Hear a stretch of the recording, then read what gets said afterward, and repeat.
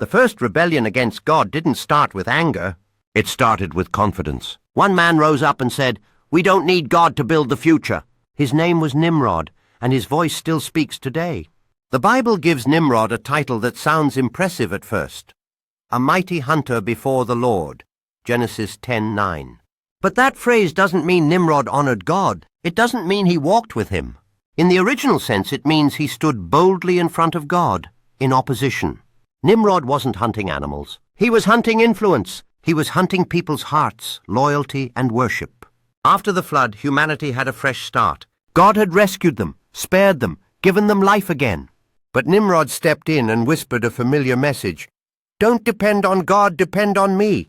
Dr. Michael Lake describes Nimrod as a prototype, the first man who used charisma, power, and control to replace God with himself. Nimrod didn't say, "Let us honor the Lord."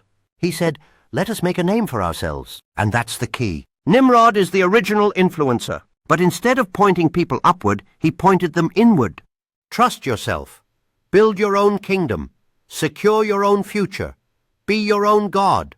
This is where Babel begins, not just a tower of bricks, but a tower of pride. A system built on one belief, human strength without divine surrender.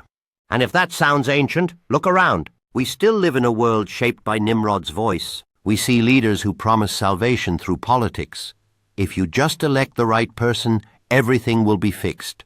We see technology that claims to fix the human soul. If you just upgrade enough, optimize enough, distract enough, you won't feel empty anymore. We hear voices everywhere saying, "You don't need God, you are enough." But Scripture gives us a warning that hasn't aged at all. Jeremiah 17:5 says, "Cursed is the one who trusts in man, who draws strength from mere flesh, and whose heart turns away from the Lord." That word cursed doesn't mean God is cruel. It means cut off from the source of life, like a phone unplugged from the charger. It may look fine at first. It may still light up, but eventually it dies. Nimrod offered humanity a shortcut. Power without humility. Unity without God. Purpose without surrender. And it worked for a moment. But Babel fell. The languages were confused. What humans tried to control, God disrupted. Because anything built without God will eventually collapse under its own weight. Here's the uncomfortable truth. Nimrod didn't disappear. His spirit just learned new costumes. Anytime someone says, "Put your hope in me, put your identity in this system, put your trust in human strength alone," that's Nimrod talking. And we're tempted to listen because it feels empowering. It feels safe. It feels modern. But the Bible keeps pointing us back to one reality. We were never meant to save ourselves. Psalm 27 reminds us, "Some trust in chariots and some in horses, but we trust in the name of the Lord our God." Chariots were ancient technology. Horses were military power.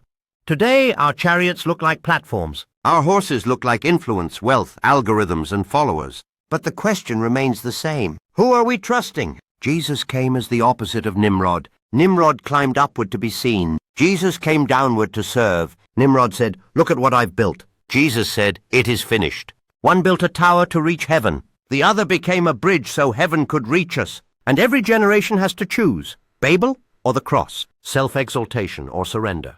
Trust in man or trust in God, because influence that doesn't lead people to God will always lead them away from Him. So today, ask yourself, who am I listening to? Where is my trust placed? And am I building my life on human strength or on God's truth? Because the loudest voices aren't always the truest ones, and the most powerful message is still this: you don't have to be your own God. You were never meant to be. God is enough. Don't forget to like, share, and subscribe to Sight Kids and Niños con Vision for more spiritual growth.